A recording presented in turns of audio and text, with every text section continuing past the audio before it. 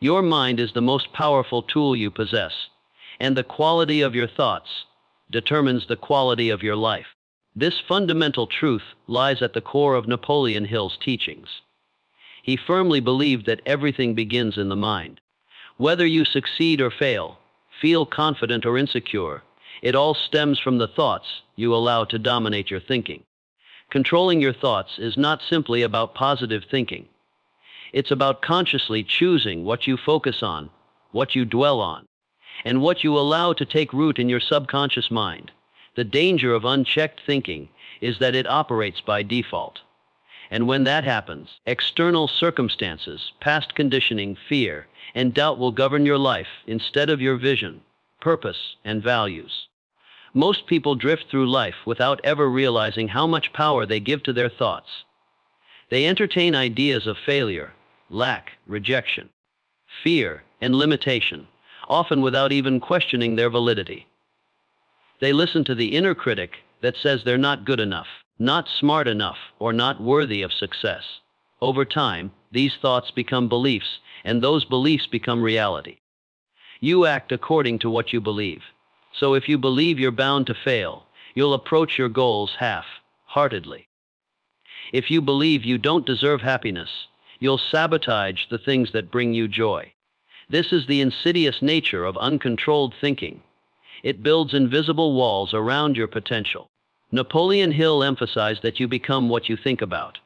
The mind, especially the subconscious mind, doesn't know the difference between what's real and what's imagined. It accepts whatever message is repeated and emotionally charged. If you constantly dwell on thoughts of worry and failure, your subconscious will act as if those thoughts are commands. It will guide your behavior in subtle but powerful ways to match the dominant narrative you've allowed to form. If, however, you consistently focus on growth, strength, courage, and possibility, your mind will begin to align with those energies, opening doors to opportunities you previously couldn't see. Learning to control your thoughts begins with awareness. You have to start noticing what you're thinking throughout the day. Not in a judgmental way, but in an observant one. Catch yourself in the act of negativity. When you feel stressed, anxious, or discouraged, pause and ask yourself, what thought triggered this feeling? More often than not, you'll find that the root of your emotional state is a thought you accepted as truth without ever questioning it. And once you see that, you can begin to challenge and change it. Awareness gives you the space to choose a different thought, one that empowers instead of weakens you. Hill also advocated for the use of intentional thinking, focusing your mind deliberately on what you want, rather than what you fear. This is not simply about wishful thinking. It's about training the mind to work for you, instead of against you. Intentional thinking means deciding each day what kind of mindset you will adopt. Will you dwell on obstacles, or will you search for solutions? Will you focus on what's lacking, or on what's possible? Every time you choose to redirect your focus, you're strengthening your mental muscles. Over time, this practice rewires your brain to think in ways that support your goals. One of the most powerful tools Hill recommended to aid in controlling your thoughts was the practice of daily affirmations and autosuggestion. By repeatedly feeding your mind with positive, purposeful, and empowering messages, you begin to override the old programming of fear, self-doubt, and limitation. These affirmations are not magic words. They are statements of intention. When spoken with emotion and consistency, they begin to shift your internal dialogue. They become the new foundation upon which your beliefs are built. And once your beliefs change, your habits, your choices, and your outcomes begin to change as well. Another method for mastering your thoughts is through visualization.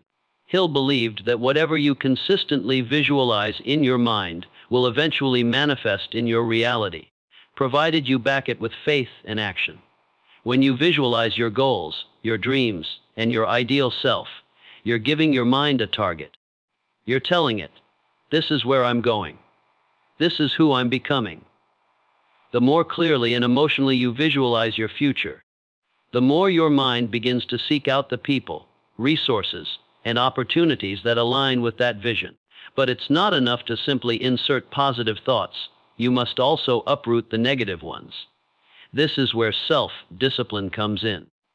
Just as you wouldn't allow weeds to overrun your garden, you must not allow toxic thoughts to take hold in your mind. Every time you catch yourself thinking something self-defeating, you must stop and replace it with something that aligns with your purpose and your values.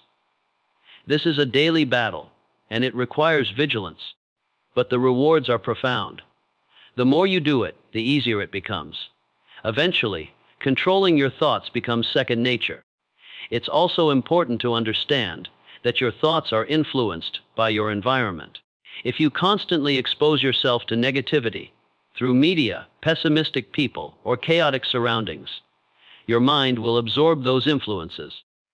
Hill taught that you must protect your mind like you would protect your most valuable asset. Surround yourself with people who uplift you, content that educates and inspires you, and environments that support your mental clarity and focus. Your mind reflects whatever it is immersed in most often. So be intentional about what you allow into your mental space. Lastly, controlling your thoughts requires a strong why. When you know what you want and why you want it, you're more motivated to stay focused and disciplined in your thinking. Your why becomes your anchor. It keeps you grounded when doubts arise. It fuels your commitment to growth, even when it's uncomfortable. It reminds you that every thought you entertain is either moving you closer to your goals or pulling you away from them. With a compelling purpose, you're more likely to think with intention, speak with conviction, and act with confidence. Would you like me to expand the second keynote as well?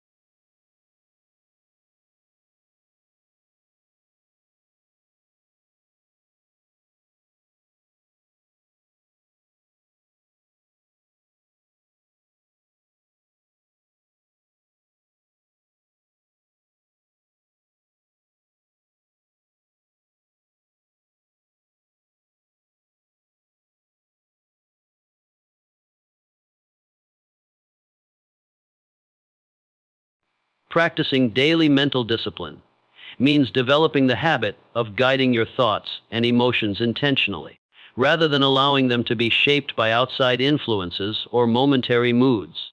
Napoleon Hill believed that success is a matter of control, first over the mind, and then over one's actions. This control must be exercised consistently, not occasionally.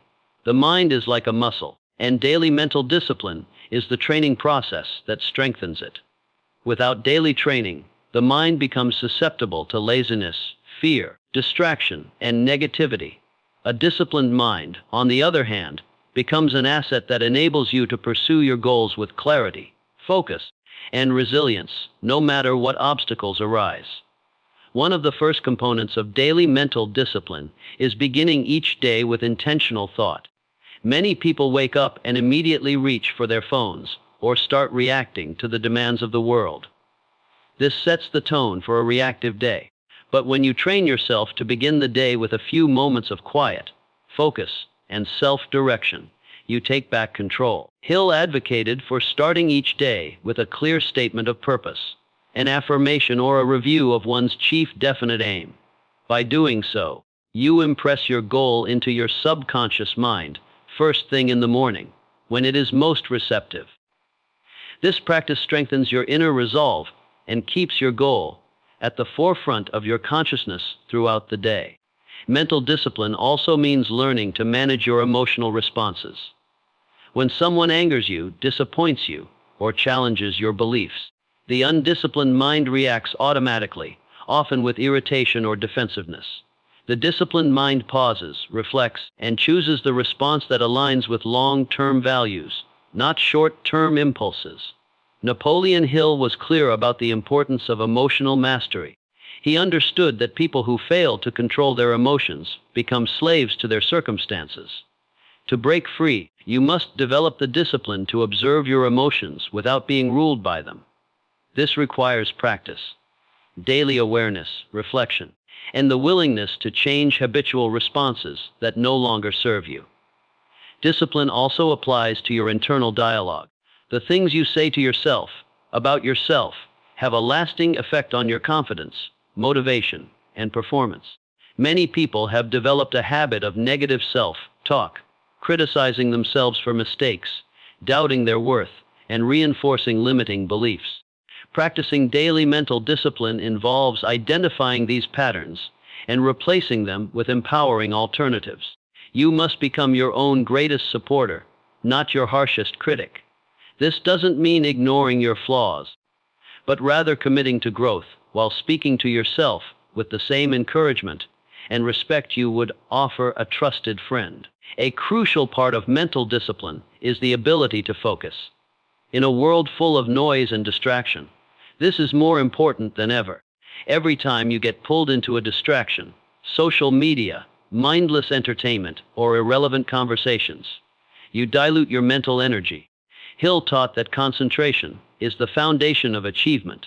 He encouraged people to develop the power of focused attention by setting aside time each day for uninterrupted work toward a definite purpose. Even just an hour of deep focus each day can create incredible momentum. This means turning off distractions, saying no to interruptions, and training your mind to stay with a task until it is complete. Focus is not something you either have or don't have. It's something you build through repetition and effort. Another powerful aspect of daily mental discipline is reflection. Taking time at the end of each day to review your thoughts, choices, and actions can be transformative. Hill believed in the value of self-analysis.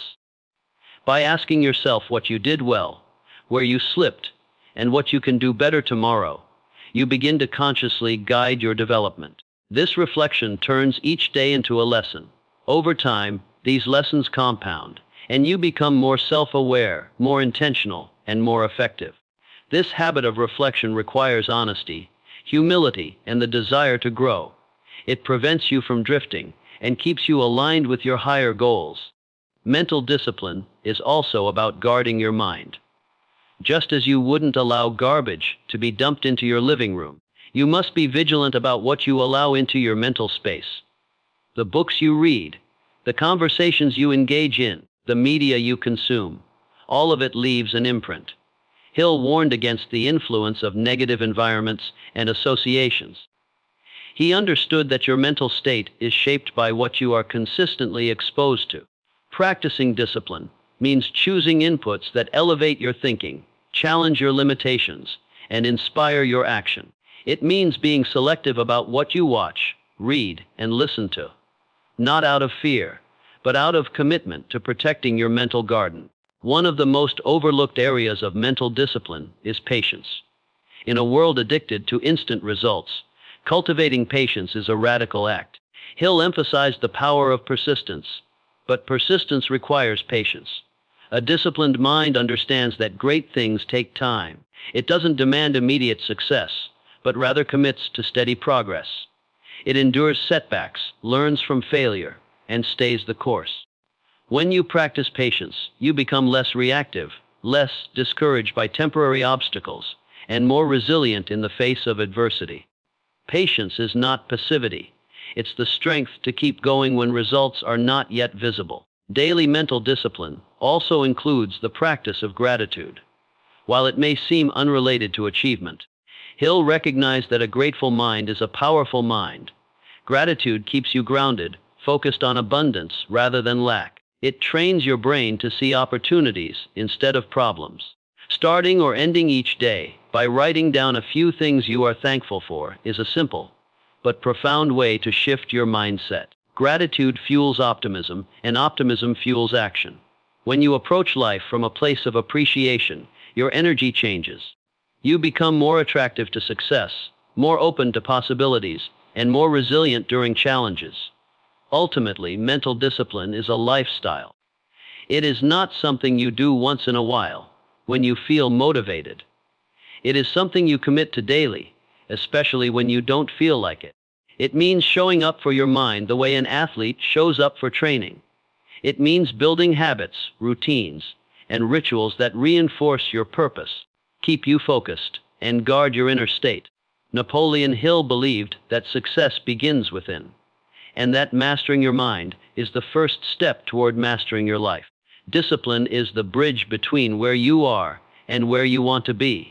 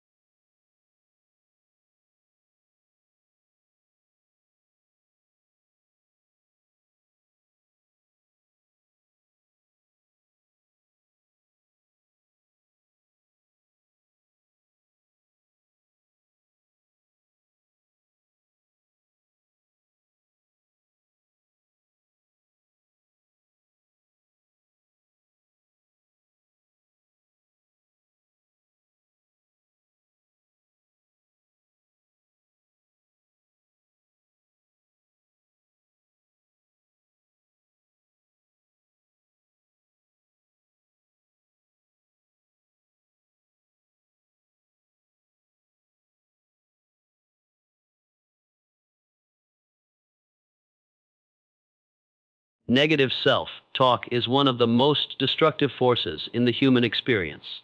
It begins subtly and often unconsciously, through quiet, internal messages like, "I'm not good enough," "I can't do this," or "this always happens to me." Over time, these internal whispers become beliefs, and those beliefs begin to shape decisions, habits, and ultimately, results. Napoleon Hill emphasized that our thoughts are powerful vibrations that create the circumstances of our lives. If our self-talk is filled with doubt, fear, and limitation, it becomes nearly impossible to manifest confidence, success, or fulfillment. Eliminating negative self-talk is not a single decision, but a process of consistent mental vigilance, self-awareness, and inner correction. Many people have developed the habit of criticizing themselves for every mistake. They hold on to failures as if they define their identity. One bad decision turns into a lifelong label. A missed opportunity becomes a permanent story of inadequacy. This inner critic, if left unchecked, becomes more punishing than any external failure could ever be. Napoleon Hill taught that what the mind can conceive and believe, it can achieve. But the opposite is also true. What the mind fears, doubts, and rejects, it repels. The practice of eliminating negative self-talk begins with recognizing its presence.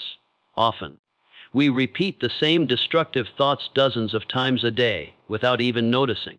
It takes focused awareness to catch these moments in real time and challenge their validity. One of the most effective tools in neutralizing negative self-talk is to question its source. Where did these beliefs come from? Are they based on truth or assumption? Are they rooted in your own experience? Or were they inherited from someone else's opinion? As Hill frequently pointed out, most people operate under the influence of false beliefs picked up during childhood or shaped by society. These beliefs are rarely examined, yet they guide everything. A disciplined mind begins to interrogate those voices. Is this thought helpful? Is it accurate? Would I speak this way to someone I love? When you bring negative thoughts into the light of conscious scrutiny, they often dissolve under their own irrational weight. Affirmations, which Napoleon Hill strongly advocated, are one of the most effective ways to reprogram negative self-talk. Instead of saying, "I can't," train yourself to say, "I am learning how to." Instead of, "I always fail," begin affirming, "I am improving every day." These aren't just fluffy feel-good phrases. When repeated with emotion and belief, affirmations create new neural pathways in the brain. Over time, your internal narrative starts to shift. You begin to expect success rather than fear failure. You become your own encourager rather than your own saboteur. The words you speak to yourself shape your attitude, and your attitude shapes your actions, which ultimately determine your outcomes. Another powerful tool for eliminating negative self-talk is visualization. When you consistently see yourself succeeding in your mind's eye, you create a mental blueprint that your subconscious mind begins to follow. Hill emphasized that the subconscious cannot distinguish between a real experience and one that is vividly imagined. If you constantly visualize failure, rejection, or disappointment, your subconscious will guide you toward those outcomes. But if you visualize confidence, achievement, and happiness, your mind begins working to bring those images into reality. Visualization, combined with positive self-talk, becomes a potent formula for transformation. It shifts your focus from what you fear to what you desire. It's also critical to understand that negative self-talk thrives in environments of comparison. When you constantly measure yourself against others, especially in the age of social media, you open the door to feelings of inadequacy. You see someone else's highlight reel and compare it to your behind the scenes struggles. This reinforces beliefs like, "I'm not doing enough," "I'm behind," or "I'll never catch up." Hill would urge you to focus on your own path, your own pace, and your own goals. The only true comparison is between who you were yesterday and who you are becoming today. When you eliminate external benchmarks and start measuring your growth internally, your self-talk becomes more compassionate, more motivating, and more aligned with progress. Journaling is another powerful way to identify and eliminate negative self-talk. Writing your thoughts out on paper reveals patterns that often go unnoticed in the business of daily life. You may discover recurring themes of doubt, blame, fear, or regret. Once those patterns are visible, you can begin to rewrite them. For example, if you notice you often write, "I never finish anything," challenge that story. Look for examples, however small, where you followed through. Remind yourself that the story isn't set in stone. Every day you have the chance to tell a new story, one that supports the version of yourself you're working to become. Eliminating negative self-talk also involves adjusting your language. The words you use, even casually, reinforce mental patterns. Phrases like, "I'm just not that smart," "I'm always tired," or "that's just my luck," may seem harmless, but they program your mind to believe them. Start replacing those statements with more empowering language. Instead of, "I'm not good at this," say, "I'm working on getting better at this."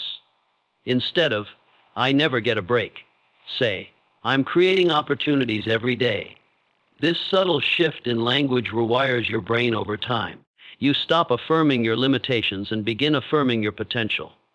Self-compassion plays a huge role in this journey. Many people believe that harsh self-talk will keep them disciplined and productive, but it often has the opposite effect. Harshness breeds shame, and shame leads to paralysis or overcompensation. Compassion, on the other hand, creates space for change. It acknowledges mistakes without turning them into personal failures. It says, "I made a mistake, but I'm still learning." Hill understood the importance of self-encouragement, especially in the face of adversity. When you treat yourself with compassion, you create a mindset where growth is possible. You become more likely to take risks, learn from setbacks, and persevere when things get hard.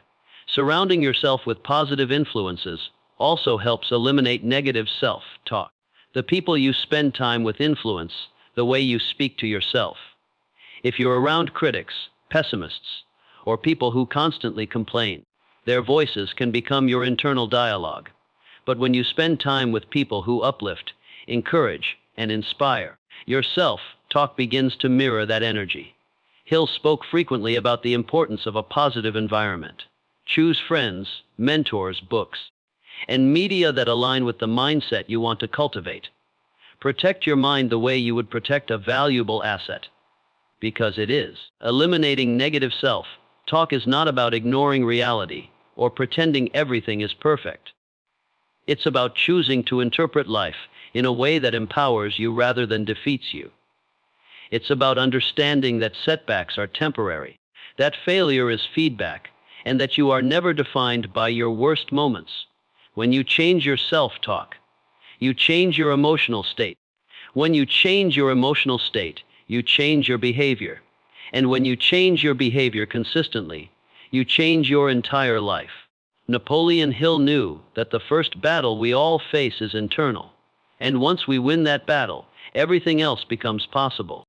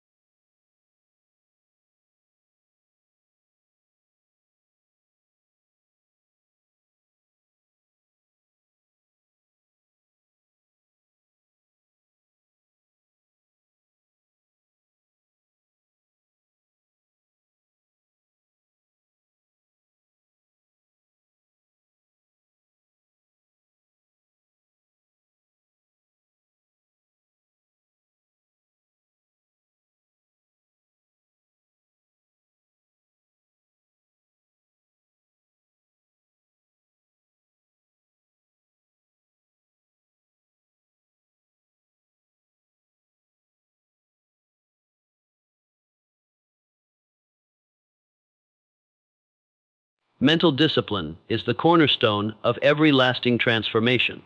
It's not flashy, and it doesn't yield instant results, but it is the foundation upon which all success is built. Napoleon Hill understood that the mind, when undisciplined, becomes the greatest obstacle to personal achievement. It gets pulled in every direction by distractions, temptations, fears, and impulses. But when the mind is trained, it becomes a powerful tool that works in harmony with your goals. Practicing mental discipline is about consistently directing your thoughts toward purpose, keeping your emotional reactions under control, and cultivating the ability to focus despite external chaos. It's a skill that can be developed, and once mastered, it gives you an undeniable edge in life.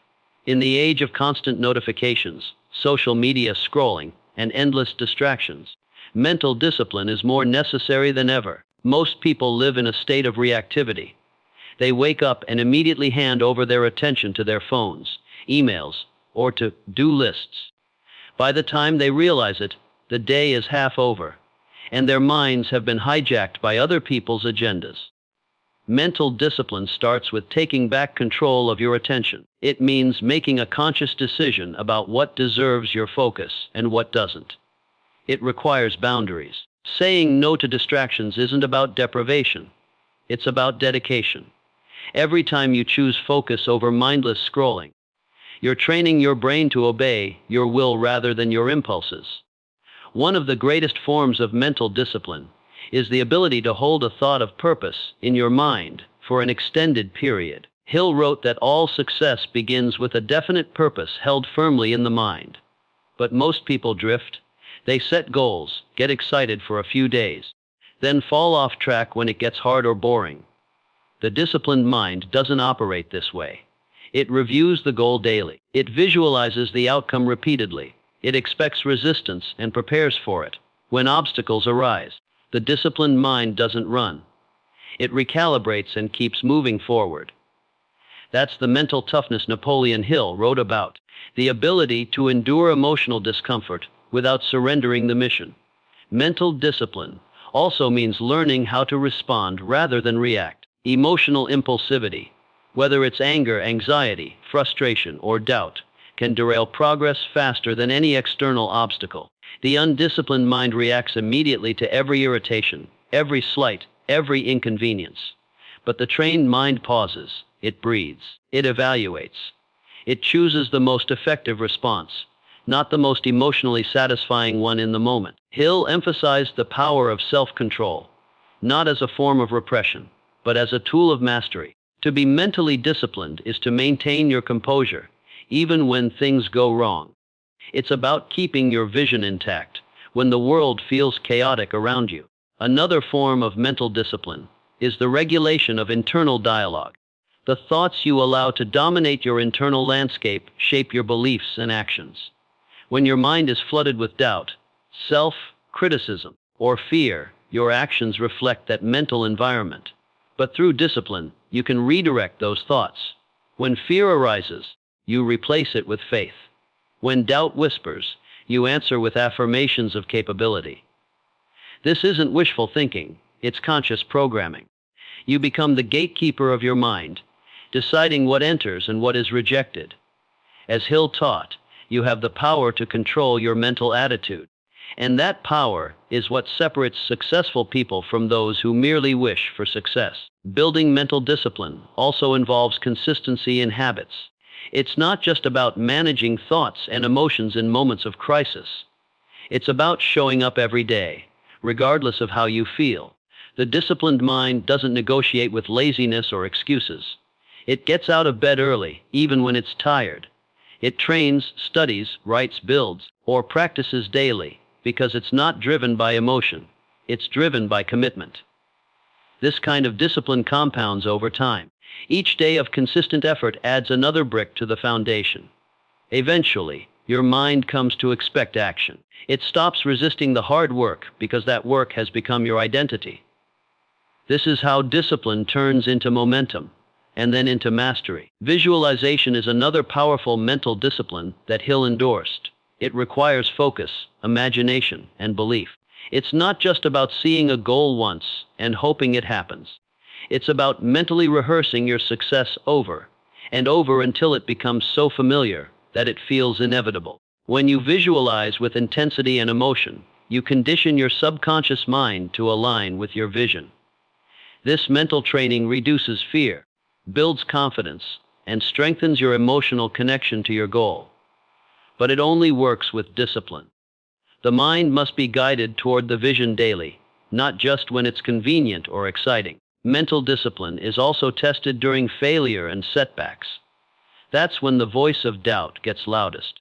The undisciplined mind internalizes failure.